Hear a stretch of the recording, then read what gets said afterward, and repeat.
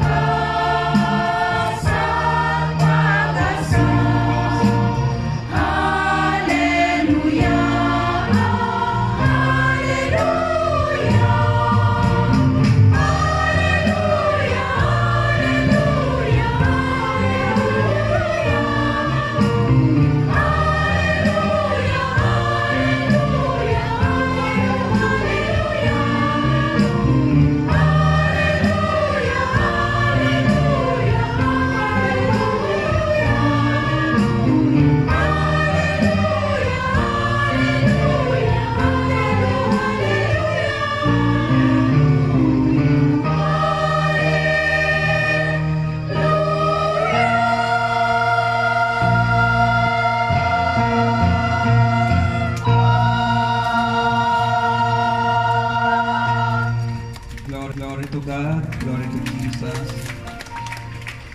Ang salita po ng Diyos na ating pagsasaluhan ay hanguin natin sa sulat ni San Pablo Apostol sa Iglesia ng Efeso, Ephesians chapter 3 verse 14 to 21. For this reason I kneel before the Father, from whom every family in heaven and on earth derives its name. I pray that out of His glorious riches He may strengthen you with power through His Spirit in your inner being, so that Christ may dwell in your hearts through faith.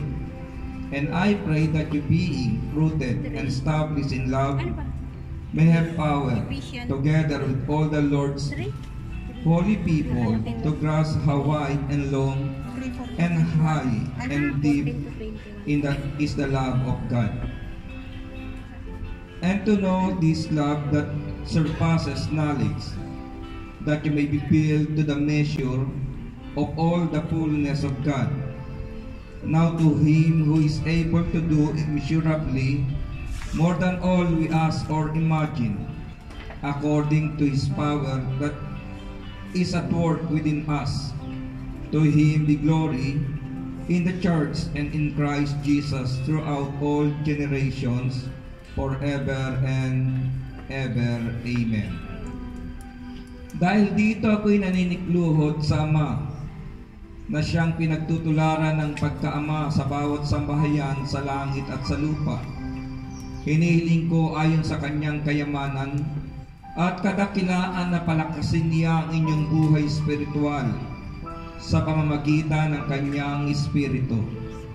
Naway manahan si Kristo sa inyong puso sa pamamagitan ng inyong pananalig sa Kanya, upang sa inyong pag-ugat at pagiging matatag sa pag-ibig, maunawaan ninyo kasama ng mga hinirang kung gaano kadakila ang pag-ibig ni Kristo, at naway makilala ninyo ang di matingkalang pag-ibig na ito, upang mapuspos kayo ng kapuspusan ng Diyos sa Diyos na makagagawa ng higit kaysa lahat ng maaari nating hilingin at isipin sa pamamagitan ng kanyang kapangyarihang nagahari sa atin, sa makanyang kapurihan sa pamamagitan ng Iglesia ni Kristo Jesus magpakailanman.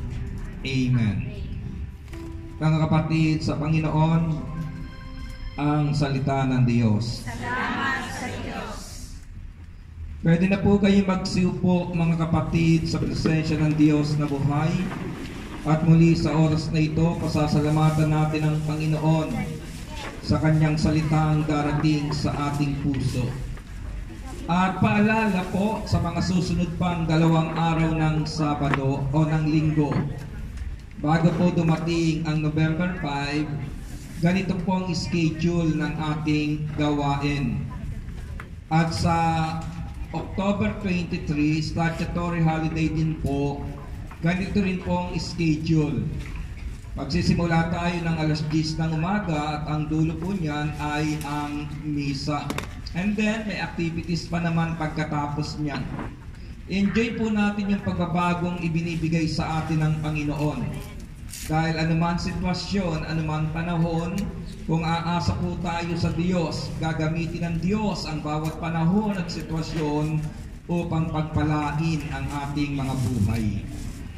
Yamang maikli po ang oras na naibigay para sa healing message, isisiris ko po ang aking topic sa loob ng 3 linggo nating gawain, na ang title po is God is Able. Kaya ng Diyos. God is able.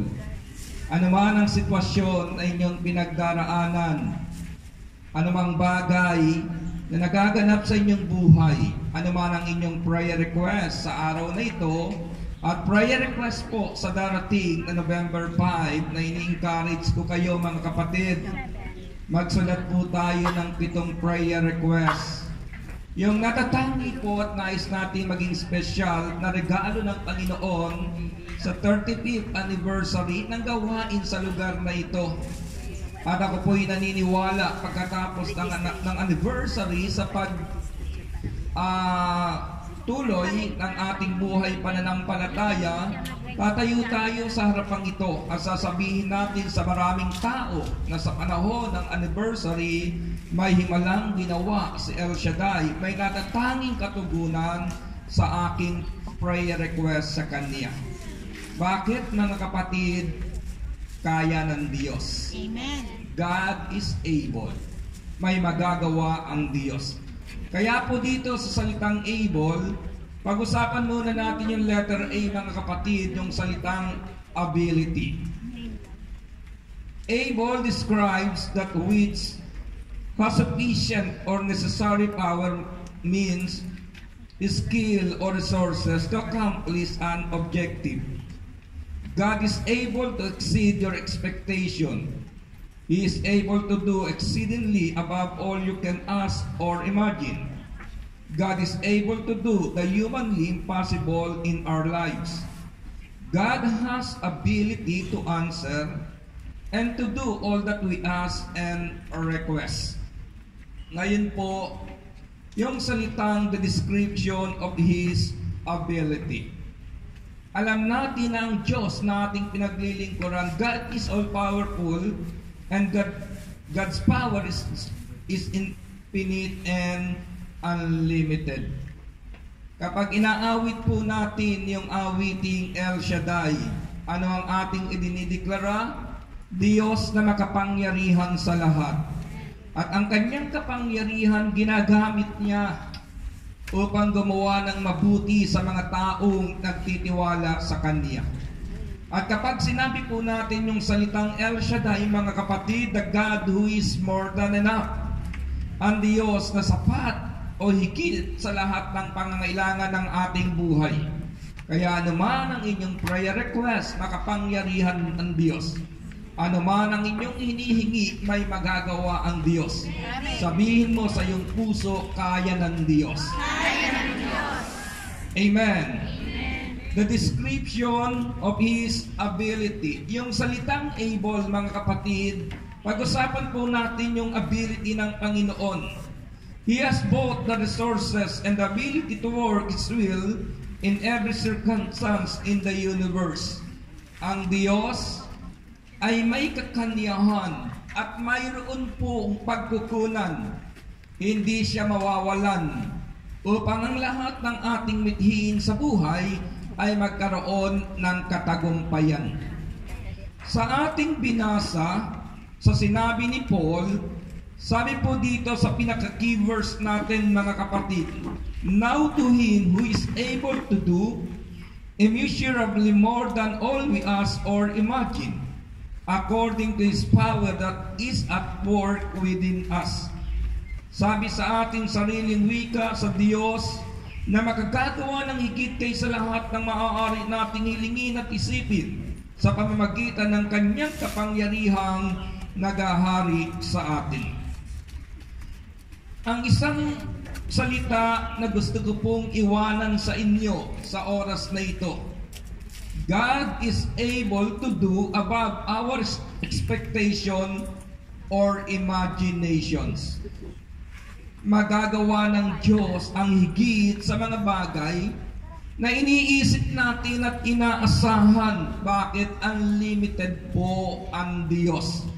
Samantalang nakaupo kayo ngayon, iniisip ang inyong pangangailangan, subalit ang inyong tainga at ang puso'y nakikinig sa salita ng Diyos, kaya kong sabihin, kaya ng Diyos na pagpalain ang inyong buhay, kaya ng Diyos na tugunin ang inyong pangangailangan higit pa sa inyong inaasahan. Bakit? Ang isipan po ng tao ay may limitasyon. Ang ating pananaw sa buhay mayroon pong hangganan. Pero ang Diyos na gumising sa atin sa umagang ito, nagbigay ng lakas na hindi po natin binabayaran. Nagbigay ng linaw ng isipan na hindi po natin binayaran, ibinigay sa atin sa umagang ito. Kung naibigay ng Diyos ang linaw ng isipan at lakas na ating kailangan, Kaya ring ibigay ng Diyos ang ligaya na hindi kayang ibigay ng mga bagay sa mundong ito. Simulan po natin mga kapatid, yung sinabi kong He is able to do above our expectation or imaginations. Basahin ko po sa Genesis chapter 17 verse 1 hanggang 5, and then tatanong ako ng Genesis chapter 17 verse 17 at Genesis chapter 18 verse 9 hanggang sa sumusunod na talata. Nakinig lang kayo mga kapatid sa istoryang ito. Nang 79 na taon na si Abram, napakita sa kanya si Yahweh at sinabi, "Ako ang makapangyarihang Diyos, sumunod ka sa akin at ingatan mong walang dungis ang iyong sarili habang ikaw ay nabubuhay. Ako'y makikipag-itan sa iyo at pararamihin ko kayo." Pagkarinig nito'y nagpatira pa si Abram. Sinabi pa sa kanya ng Diyos, "Ito ang aking tipan. Ikaw ay magiging ama ng maraming bansa. Hindi na Abram ang itatawag sa iyo, kundi Abraham, sapagkat ginagawa kitang ama ng maraming bansa." Pansinin niyo ang pananaw ng Diyos. Si Abram hirap nang makagawa ng anak mula kay Sarah. Ang sabi pa sa kanya ng Diyos, hindi lamang ikaw magkakaroon ng anak kay Sarah. Ang sabi sa kanya ng Panginoon, ikaw ay magiging ama ng maraming bansa. Talon po tayo sa Genesis chapter 17, verse 17. Nagpatira pang muli si Abraham, ngunit napatawa siya ng kanyang maisip na siya'y matanda na. Nasabi niya sa sarili, "Magkakaanak ako ngayong ako'y 100 taon na at si Saray maglilihi pa ba? Iyong ganyan siya'y 90 taon na." Genesis chapter 18 verse 9 to 14. Samantalang sila'y kumakain, tinanong nila si Abraham, "Nasaan ang asawa mong si Sarah?" Nandun po sa tolda, tugo naman ito. Sinabi ng panauhin, "Babalik ako sa 1 taon sa ganito ring panahon, at pagbabalik ko'y may anak na siya." Nakikinig noon si Sarah sa may pintuan sa kanyang likuran. Silang mag-asawa'y kapwa matanda na, at hindi na dinaratnan si Sarah. Napatawa ito ng lihim at ang wika, "Ngayon panamang ako'y lanta na at laos ng aking asawa, saka pa ba kami magkakaanak?" Bakit natawa si Sarah at sinabi pang ngayon tumanda siya'y saka magkakaanak? Tanong ni Yahweh. Genesis chapter 18 verse 14. Mayroon bang di maaari sa akin? Tulad ng sinabi ko, babalik ako sa 1 taon at pagbalik ko'y may anak na siya. Sabi sa isang translation ng Tagalog, may ano bang bagay kayang napakahirap sa Panginoon? Mayroon bang bagay na mahirap sa Diyos? Ang sagot ay wala. Bakit? God is able. Kaya ng Diyos, may magagawa ang Diyos. Ang salita po na able, yung letter A mga kapatid, na introduction ko ngayon stands for ability. May abilidad ang Diyos. Unlimited ang kanyang ability na iabot ang pangangailangan ng ating buhay. Kaya kung tapos ka kahapon at titiwala ka ngayon, ang ngayon mo kayang ibigay ng Diyos ng higit sapat na pangangailangan ng iyong buhay. Sabi po sa English translation ng ating pinaka-key verse, "Now to Him who is able to do immeasurably more than all we ask or imagine, according to His power that is at work within us." Ang translation po natin mga kapatid, at nais kong iwanan sa inyong diwa, sa inyong puso, ang salitang ito sa translation na ginagamit natin, Ephesians chapter 3 verse 20, "Sa Diyos na makagagawa ng higit kaysa lahat ng maaari nating hilingin at isipin sa pamamagitan ng kanyang kapangyarihang naghahari sa atin."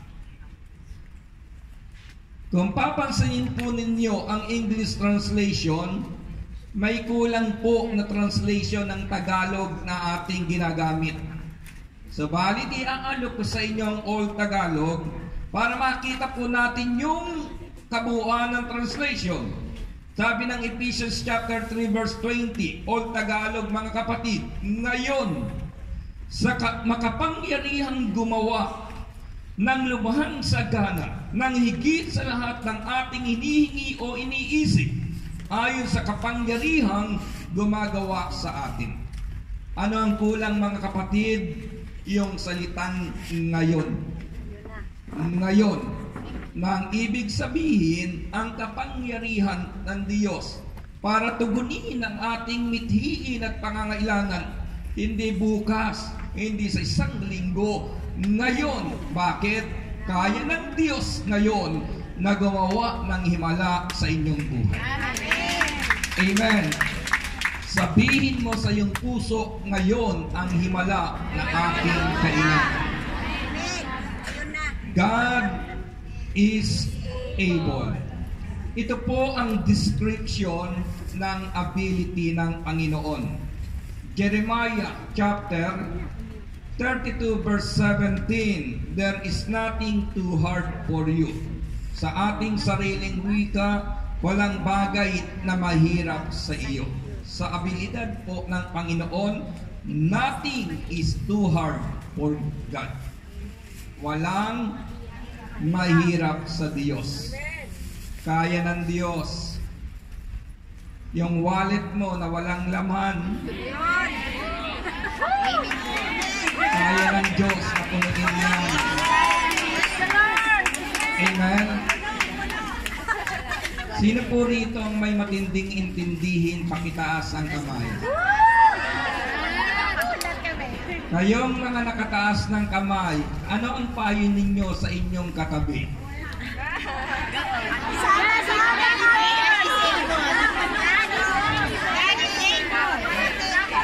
Magtiwala ka.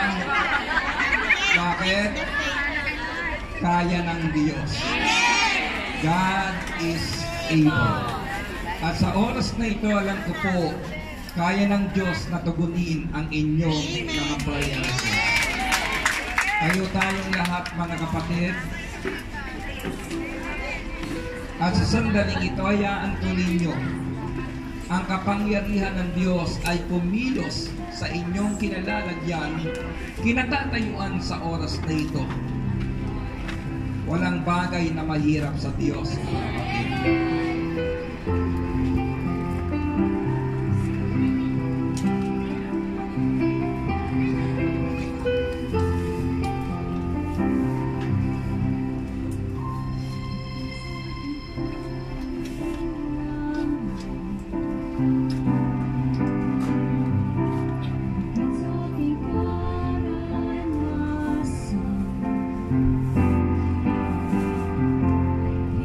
Sa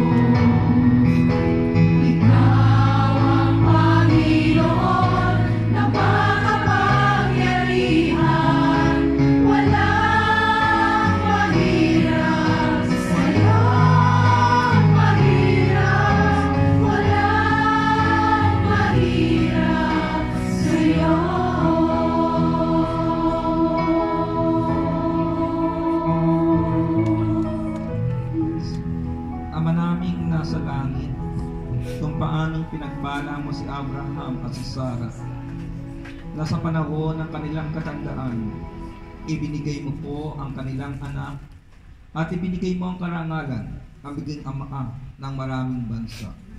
Naniniwalang kami, ikaw pa rin ang Diyos na naglalaan ng higit sa mga bagay na iniisip namin, higit sa mga bagay na abot ng aming kalooban. Kaya sa oras na ito, Ama, sa dakong ito na aming kinatatayuan, alam namin, kaya mong tugunin ang aming mga prayer requests. Kaya mong iabot ang lahat ng pangangailangan, maging ang aming pinansyal na kalagayan. Kaya mong ayusin ang aming tahanan, ang aming relasyon. Kaya sa oras na ito, Ama, inaangkin po namin na ang iyong kakanyahan ay makakikilos sa aming buhay. Pagpalain mo ang lahat ng aming mithi, aming mga mahal sa buhay. Pagpalain mo, Diyos, ang lahat ng handog ng aking mga kapatid sa iyong gawain, ang kanilang tithes, love offerings, at ang lahat ng kanilang ginagamit upang ang iyong gawain ay magpatuloy at maging matatag. At aangkinin po namin na ito'y maibabalik mo sa aming buhay ng higit sapat na aming pangangailangan, dahil alam namin kaya mo ang lahat ng bagay. O Diyos, sa iyo ang papuri, pagsasalamat sa pangalan ni Jesus, sa ngalan ng Ama, ng Anak, ng Espiritu Santo. Amen and Amen. Let us give thanks with a grateful heart.